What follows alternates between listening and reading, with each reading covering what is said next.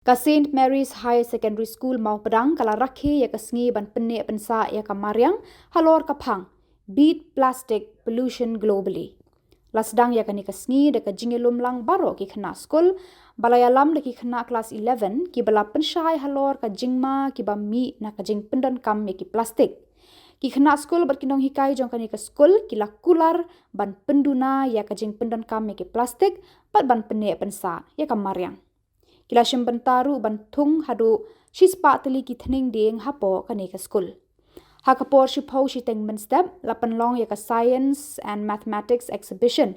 Ha ba ki khna school ki lapan ya ki project bat ki model balashna de ki khna class 6 hadu class 10. Lashim bentaru ha kani ka exhibition da South Tylli ki kunhon na St. Joseph Secondary School Mawyong.